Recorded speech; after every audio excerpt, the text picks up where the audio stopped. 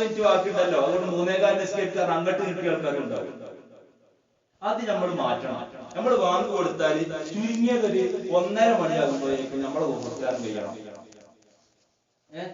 എന്തെങ്കിലും പണിയിലൊക്കെ പെട്ടുപോയി അങ്ങനെയൊക്കെ ആകുന്ന സമയത്ത് എന്തെങ്കില പ്രശ്നമില്ല, അങ്ങോട്ടും ഇങ്ങോട്ടൊക്കെ ആകാം, പ്രശ്നമില്ല. പക്ഷെ ഏറ്റവും നല്ല അഫ്ളൽ ഏതാണ്? അയ്യുൽ അഅ്മാലി അഫ്ളൽ. റസൂലുള്ളാഹിനോട് സ്വഹാബത്ത് വന്ന് ചോദിച്ചു, എന്താ പറഞ്ഞത്? അസ്സലാത്തു ലി അവ്വലി വഖ്തിഹാ, സമയത്തിന്റെ ആദ്യത്തിൽ നിസ്കരിക്കലാണ് ഏറ്റവും നല്ലത്. നമ്മൾ ആരെയും നിസ്കരിക്കലുണ്ടോ? നമ്മൾ മറ്റു ആളുകൾക്ക് എന്താ വേണ്ടതാണ് മാതൃക കാണിച്ചു കൊടുക്കേണ്ട ആൾക്കാരാണ്. നമ്മൾ ആരെങ്കിലും നിസ്കരിക്കലുണ്ടോ? അപ്പൊ നമ്മളാണ് ആദ്യം നമ്മൾ നന്നാകണം. നമ്മൾ നന്നായിട്ട് മറ്റാൾക്കാരെ നന്നാക്കാൻ ശ്രമിക്കണം. ബഹുമാനപ്പെട്ട നബിയുനാ മുഹമ്മദ് റസൂലുള്ളാഹി സ്വല്ലല്ലാഹു അലൈഹി വസല്ലം നിങ്ങൾ പഠിപ്പിച്ചു, ആരാണോ കറക്റ്റ് ആയിട്ട് ഭക്തി നിസ്കരിക്കുന്ന ആൾക്കാര് ഓർക്ക് എന്റെ കൂടെ സ്വർഗത്തിൽ എത്താമെന്ന് മുഹമ്മദ് റസൂലുള്ളാഹി സ്വല്ലല്ലാഹു അലൈഹി വസല്ലം. അള്ളാഹുവിന്റെ റസൂലിന്റെ ചരിത്രങ്ങൾ നമുക്കറിയാം. ബഹുമാനപ്പെട്ട റബീഅത്ത് റളിയല്ലാഹു ചരിത്രം നമ്മുടെ മുന്നിലുണ്ടല്ലേ? എന്താ റബീഅത്ത് റളിയല്ലാഹു അൻഹു? റബീഅത്ത് സമയം ഒരുപാടായിട്ട് നിർത്തുകയാണ്, 2-5 മിനിറ്റിനുള്ളിൽ. ബഹുമാനപ്പെട്ട റബീഅത്ത് റളിയല്ലാഹു അൻഹു സ്വഹാബത്ത് എല്ലാ ദിവസവും എന്താക്കുന്നുണ്ട്? മദീന പള്ളിയിൽ റസൂലുള്ള സ്വഹാബത്തിന് ഇങ്ങനെ ക്ലാസ് എടുക്കാറുണ്ട്. ഓരോ വിഷയങ്ങൾ, ഓരോ ആയത്ത് ഇറങ്ങിയത്, ഓരോ വഹീ വന്നത്, ഇതൊക്കെ ഇവിടെ ഇങ്ങനെ ചർച്ച ചെയ്ത് റസൂലുള്ളാഹി സ്വല്ലല്ലാഹു അലൈഹി വസല്ലം സ്വഹാബത്തിന് ക്ലാസ് എടുക്കുന്നുണ്ട്. ഈ കൂട്ടത്തിൽ പിന്നെ അപ്പൊ എന്താ പറഞ്ഞത്? ബഹുമാനപ്പെട്ട നബി സല്ലല്ലാഹു അലൈഹി വസല്ലം തങ്ങൾ ക്ലാസ് എടുക്കാറുണ്ട്. ക്ലാസ് എടുക്കുന്ന സമയത്ത് എനിക്ക് എന്താക്കാൻ കഴിയില്ല, റസൂലുള്ളാഹിക്ക് സേവനങ്ങൾ ചെയ്യാൻ കഴിയുന്നില്ല എന്ന് മനസ്സിലാക്കിയ ബഹുമാനപ്പെട്ട റബീഅത്ത് റളിയല്ലാഹു അൻഹു റസൂലുള്ളാഹിന്റെ വീട്ടിൽ പോയിട്ട് കാവലിക്കുകയാണ്. പാതിരാ സമയമായി. റസൂലുള്ളാഹി തങ്ങൾ നിസ്കരിക്കാൻ വേണ്ടി പുറത്തേക്ക് വരുമ്പോൾ നിറഞ്ഞു നിൽക്കുന്ന വെള്ളത്തിന്റെ കപ്പുമായിട്ട് റബീഅത്ത് റളിയല്ലാഹു അൻഹു നിൽക്കുകയാണ്. അപ്പൊ റസൂലുള്ളാഹി ചോദിച്ചു, എന്താ റബീഅ നിനക്ക് സംഭവിച്ചത്? നിനക്ക് ഭാര്യ ഇല്ലാത്തത് കൊണ്ടാണോ? വീടില്ലാത്തത് കൊണ്ടാണോ? ഉറക്കം വരാത്തത് കൊണ്ടാണോ? എന്താണ് റബീഅ നീ ഈ സമയത്ത് ഇവിടെ വന്ന് നിൽക്കുന്നത്?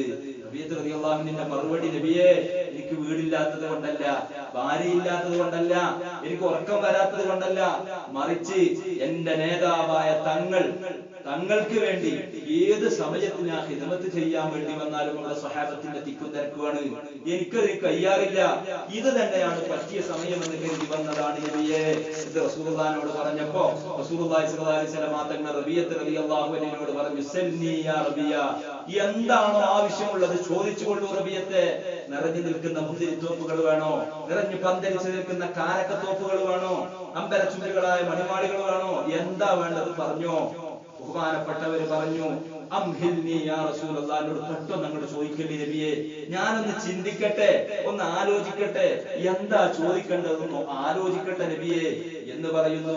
ബഹുമാനപ്പെട്ട നബി സല്ലല്ലാഹു അലൈഹി വസല്ലം തങ്ങൾ അവിടുത്തെ ശറഫാക്കപ്പെട്ട കൈ കഴുകി വുദൂ ചെയ്തു.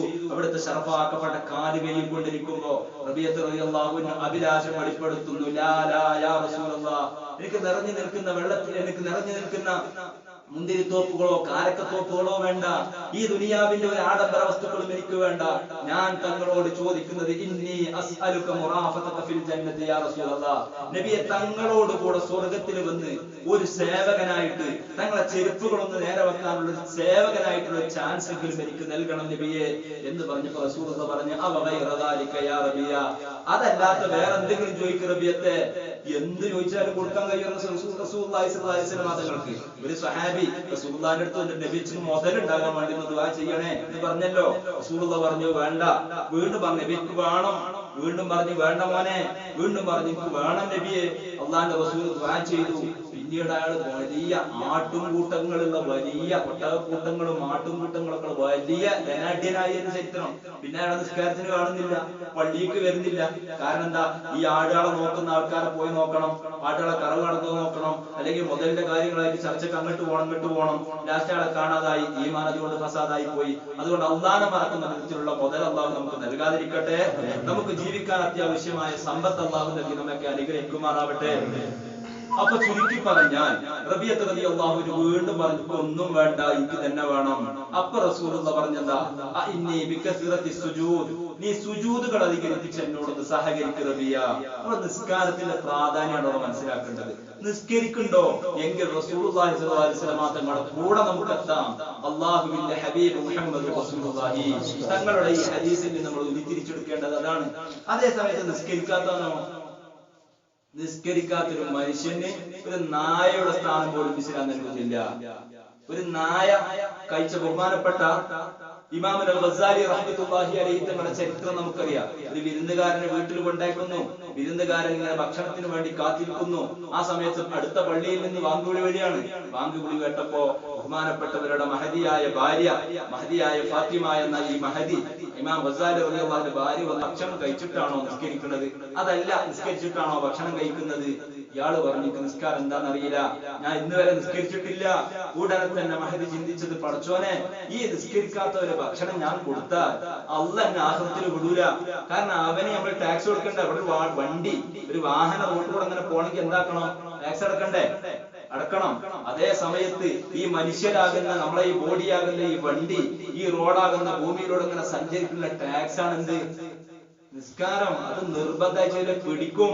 ടാക്സ് അടക്കം ഒന്നായിട്ട് ഒരു കുടുത്തം പിടിക്കുന്നവര് അന്നൊരു കുടുത്തം പിടിക്കുന്ന മരണാണ്. അതോടുകൂടെ എല്ലാ വിവരവും അള്ളാഹു അറിയിക്കും. അള്ളാഹു നമ്മക്കാത്ത് രക്ഷിക്കുമാറാവട്ടെ. കറക്റ്റായി നിസ്കരിക്കുന്നവരിൽ അള്ളാഹു നമ്മക്ക് ഉൾപ്പെടുത്തി ഗ്രഹിക്കുമാറാവട്ടെ. ചുരുക്കി പറയട്ടെ, ഇയാള് പറഞ്ഞു ഞാൻ നിസ്കരിച്ചിട്ടില്ല, നിസ്കാരം എന്താണെന്നറിയില്ല. ഈ മഹദി ചിന്തിച്ചത്, പടച്ചോനെ, ഇയാൾക്ക് ഞാൻ ഭക്ഷണം കൊടുത്താൽ റബ്ബിന്റെ അടുത്ത് ഞാൻ മറുപടി അറിയേണ്ടി വരുമല്ലോ. അതുകൊണ്ട് എന്താ ചെയ്യാ? നേരെ കൊന്നിട്ട് അടുത്ത വീട്ടിൽ പോയി പട്ടിക്ക് തിന്നാൻ കൊടുക്കുന്ന പാത്രം എടുത്തു കൊണ്ടുവന്നിട്ട് മുറ്റത്ത് വെച്ച് ഭക്ഷണം കൊടുത്തു. ഇയാൾ അല്പം വിശപ്പിന്റെ കാടി നിന്നാൽ അല്പം കഴിച്ചിട്ട് അവിടുന്ന് സ്ഥലം കാലിയാക്കി. ഇമാം ഗസാലി റളിയല്ലാഹു അൻഹു പള്ളിയിൽ നിന്ന് വരുന്ന സമയത്ത് തന്റെ മുന്നിൽ പോയ മുറ്റത്ത് ഈ പട്ടിക്ക് തിന്നാൻ കൊടുക്കുന്ന പാത്രത്തിൽ അല്പം ഭക്ഷണം കാണുന്നു. ബഹുമാനപ്പെട്ടവര് ദേഷ്യം പിടിച്ച് വീട്ടിന്റെ ഉള്ളിലാണ് കയറിയിട്ട് ചോദിച്ചു, എന്ത് പരിപാടിയാ ചെയ്യുന്നത്? ഈ ഞാനൊരു അതിഥിയെ കൊണ്ടുവന്നിട്ട് ഈ വിധത്തിലാണോ സൽക്കരിക്കേണ്ടത് എന്ന് ചോദിച്ചപ്പോ ബഹുമാനപ്പെട്ട ഈ മഹദി പൊട്ടിക്കരഞ്ഞുകൊണ്ട് പറഞ്ഞത്, അയാൾ നിസ്കരിക്കാത്ത മനുഷ്യനാ, ഞാൻ അതുകൊണ്ട് അടുത്ത വീട്ടിൽ പോയിട്ട് പട്ടിക്ക് തിന്നാൻ കൊടുക്കുന്ന പാത്രം എടുത്തുകൊണ്ടുവന്ന് കൊടുത്തതാ. നമ്മൾ ചിന്തിക്കണം, മഹാന്യർ അവിടുന്ന് പ്രഖ്യാപിച്ചത് എന്താറിയോ? ആ പാത്രം എടുത്ത് ചവിട്ടി പൊട്ടിച്ച് വലിച്ചെറിഞ്ഞിട്ട് പറഞ്ഞത്, നിസ്കരിക്കാത്തവൻ ഭക്ഷണം കഴിച്ച പാത്രത്തിൽ പട്ടിക്ക് പോലും തിന്നാൻ കൊടുക്കരുത്. നമ്മളൊക്കെ അവസ്ഥ എന്താ? കറക്റ്റായിട്ട് നിസ്കരിക്കുന്ന ആൾക്കാർ നമ്മുടെ കൂട്ടത്തിൽ ആരാളുള്ളത്? നമ്മളാണ് മറ്റു ആളുകളെ സംബന്ധിക്കേണ്ടത്, മറ്റു ആളുകളിലേക്ക് ഇറങ്ങേണ്ടത് നമ്മളാണ്. അപ്പൊ നമ്മൾ ആദ്യം എന്താക്കണം? എല്ലാവരും നിസ്കരിക്കുന്നവരാണ്. ഈ പറഞ്ഞതുപോലെയാണ്, ബോബർ 3:30 മണിക്കാണെങ്കിൽ 3 മണിക്ക് നിസ്കരിക്കും. അസർ നമ്മൾ 6 മണി വാങ്ങി കൊടുക്കാൻ കാത്തിക്കും, അല്ലെ? മഗ്‌രിബിന്റെ ഒരു 10 മിനിറ്റ് മുന്നേ 8 മിനിറ്റ് മുന്നൊക്കെ ആയിട്ടാണ് നമ്മൾ നിസ്കരിക്കുന്നത് എന്നറിയണില്ല. ബഹുമാനപ്പെട്ട മൂസാ നബി അലൈഹിസ്സലാം റബ്ബിനോട് പറഞ്ഞു, പടച്ചോനെ, എന്റെ ശത്രു ഫിറഔന്, ഞാൻ ഓൻക്കെതിരെ കുറെ ദുആ ചെയ്തു, ഫലം കാണുന്നില്ല. എന്താ കാരണം? പറഞ്ഞെന്തറിയോ? അവൻ നേരത്തെ എണീക്കുന്ന ആളാണ്. അപ്പൊ നേരത്തെ എണീക്കുന്ന ഒരാളെ നേരെ ഒരാള് പ്രാർത്ഥിച്ചിട്ടും കാര്യമില്ല, അവന് തട്ടൂല. ഇത് എത്രങ്ങാനും വലിയ ശത്രുവാണ്, അല്ലെ? ഫിറഔന് വല്ലാത്തൊരു ശത്രുവല്ലേ? നമ്മൾ റഹ്മത്തുള്ളാഹി അലൈഹി ചെല്ലണം, വലിയൊരു ശത്രു. ആ ശത്രുവിനെതിരെ ദുആ ചെയ്തിട്ട് തട്ടാത്തതിന്റെ കാരണം എന്താ? ഓ നേരത്തെ സൂര്യൻ ഉദിക്കുന്നതിന് മുമ്പ് എണീക്കുന്ന ആളാണ്. അപ്പൊ ആ സുബഹിന്റെ പ്രത്യേകത തന്നെയാണ്. സുബഹിക്ക് നമ്മൾ എണീക്കണം. ജമാഅത്തുകളിൽ പങ്കെടുക്കാൻ കഴിയുന്നവർ ജമാഅത്തുകളിൽ പോകണം. അതല്ല എങ്കിൽ നമ്മൾ കറക്റ്റായിട്ട് സമയബന്ധിതമായിട്ട് നിസ്കരിക്കാൻ ശ്രമിക്കണം. അല്ലാഹു തൗഫീഖ് നൽകുമാറാവട്ടെ. നിസ്കരിക്കാത്ത മനുഷ്യനായി ജീവിച്ചാൽ ദുനിയാവിൽ നമുക്ക് നഷ്ടമാണ്, ആഖിറത്തിൽ നമുക്ക് നഷ്ടമാണ്. നിസ്കരിക്കാത്ത മനുഷ്യന്റെ അവസ്ഥകൾ പലതുണ്ട്. 15 ശിക്ഷകൾ ദുനിയാവിൽ വെച്ച് 8 എണ്ണം. ഏതായാലും ഹദീസ് ഉണ്ട്, 15 ശിക്ഷകൾ ദുനിയാവിലും ആഖിറത്തിലുമായിട്ട് കിട്ടുന്നതും. ആ പാമ്പ് 99 സർപ്പങ്ങൾ അവനെ അതാ കാത്തിരിക്കുകയാണ്. ബഹുമാനപ്പെട്ട ഇമാം മാലിക് റളിയല്ലാഹു അൻഹു മുവത്തയിൽ രേഖപ്പെടുത്തിയ ഒരു സംഭവം കാണാം. ബഹുമാനപ്പെട്ട അബൂബക്കർ സിദ്ദീഖ് റളിയല്ലാഹു അൻഹു കാലത്ത് മയ്യത്തുമായിട്ട് ജനങ്ങൾ വന്നു. പിന്നെ ഇയാളെ കഴുത്തിൽ നിന്ന് ഇങ്ങനെ ഇളകാണ്. മയ്യത്ത് നിസ്കരിക്കുന്ന സമയത്ത് മയ്യത്തിന്റെ കഴുത്ത് ഭാഗത്ത് ഇങ്ങനെ ഇളകുന്ന സമയത്ത് ആ മയ്യത്തിന്റെ ബന്ധപ്പെട്ടവർ മുന്നോട്ട് വന്നിട്ട് പറഞ്ഞു, ഞങ്ങളെ ഉപ്പാപ്പാന്റെ കാര്യത്തിൽ ഞങ്ങൾക്ക് സംശയമുണ്ട്, ഈ മയ്യത്തിന്റെ വിഷയത്തിൽ ഞങ്ങൾക്ക് സംശയമുണ്ട്, എന്താ ഇളകുന്നുണ്ട്, ജീവനുണ്ടോ നോക്കണം. ഓരോ കെട്ടു അയച്ചു വെക്കുന്ന സമയത്ത് ഒരു സുന്ദരമായ സർപ്പം അങ്ങനെ വലിഞ്ഞു കെട്ടിയിരിക്കുകയാണ്. ബഹുമാനപ്പെട്ട മാലിക് മുവത്തയിൽ ഈ സംഭവം കാണാം. എന്നിട്ട് ഈ പാമ്പിനെ കൊല്ലാൻ വേണ്ടി കണ്ടപ്പോ സഹാബത്ത് ഓടിയപ്പം സഹാബത്ത് ഈന്തപ്പന മട്ടലുമായിട്ട് ഓടി വന്നിട്ട് പാമ്പിനെ കൊല്ലാൻ നോക്കുമ്പോൾ ഈ പാമ്പ് പറഞ്ഞു, സഹാബ, അള്ളാന്റെ റസൂൽ ഇവിടുന്ന് വിട പറഞ്ഞിട്ട് വെറും 2 വർഷമാകുന്നുള്ളൂ. അപ്പോഴേക്ക് റസൂലുള്ള പറഞ്ഞ കാര്യങ്ങളൊക്കെ നിങ്ങൾ മറന്നോ? നിസ്കരിക്കാത്ത മനുഷ്യന്റെ കൂടെ പാമ്പ് കിടക്കുന്ന റസൂലുള്ള പറഞ്ഞിട്ടില്ലേ? ആ പാമ്പാണ് ഞാൻ എന്ന് പറഞ്ഞ് പാമ്പ് സംസാരിച്ചു പറഞ്ഞു. 3 വിഭാഗം ആളുകളുടെ കൂടെ കിടക്കാൻ കഴുത്ത് പിടിച്ചു നിൽക്കാൻ ഞാനുണ്ടാകും സഹാബ. ഒന്നാമത്തെ വിഭാഗം അള്ളാഹുവിന്റെ പള്ളി മിനാരങ്ങളിൽ നിന്ന് നിസ്കാരത്തിലേക്ക് വിളിക്കുമ്പോൾ ആ വിളിക്കുന്ന ഹിന്ദുക്കളെയല്ല, ക്രിസ്ത്യാനികളെയല്ല, മറ്റു സമുദായങ്ങളെയല്ല, അള്ളാന്റെ ഹബീബിന്റെ ഉമ്മത്തിൽപ്പെട്ട നമ്മളെയാണ്. ആ വിളിക്കുത്തരമില്ലാത്ത മുസ്ലിമിന്റെ കുട്ടന്മാരെ കൂടെ കിടക്കാനും അവരെ കഴുത്ത് പിടിച്ചു ധരിക്കാനും ഞാനുണ്ടാകും സഹാബ. മുഹമ്മദ് റസൂലുള്ളാഹി സ്വല്ലല്ലാഹു അലൈഹി വസല്ലം തങ്ങൾ പറഞ്ഞ ഹദീസിന്റെ വെളിച്ചത്തിൽ അള്ളാന്റെ റസൂൽ നമ്മളെ പഠിപ്പിച്ചല്ലോ. എന്ത്? ഖബറിൽ 99 സർപ്പങ്ങൾ ഉണ്ടാകും. ആ സർപ്പങ്ങളിൽപ്പെട്ട ഒരു മെമ്പറാണ് ഞാനെന്ന് ആ പാമ്പ് അവിടുന്ന് പ്രഖ്യാപിച്ച ചരിത്രം നമ്മളെ മുന്നിലുണ്ട്.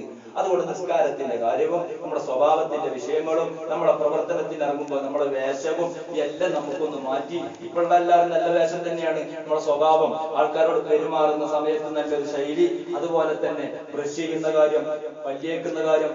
അപ്പം ബ്രഷ് ചെയ്യുന്നത് അല്ലാഹുവിന്റെ റസൂല് പറഞ്ഞിട്ട് ഉമ്മത്തീങ്ങൾക്കെങ്ങാനും ഇത് നിർബന്ധമാക്കുമെന്ന് ഞാൻ ഭയന്നില്ലായിരുന്നുവെങ്കിൽ ഞാൻ അവരോട് ഈ മിസ്വാക്ക് കൊണ്ട് കൽപ്പിക്കുമായിരുന്നു. മുഹമ്മദ് റസൂലുള്ളാഹി മിസ്വാക്ക് ചെയ്യാത്ത ചില്ലറ പരിപാടിയൊന്നുമല്ല. അതിങ്ങനെ ചെയ്യുന്നോ അവനിക്ക് ലാ ഇലാഹ ഇല്ലല്ലാഹ് എന്ന് മരിക്കുന്ന സമയത്ത് പെട്ടെന്ന് പറയാൻ കഴിയും. അള്ളാഹു നമുക്കൊക്കെ അതിന് തൗഫീഖ് നൽകുമാറാവട്ടെ.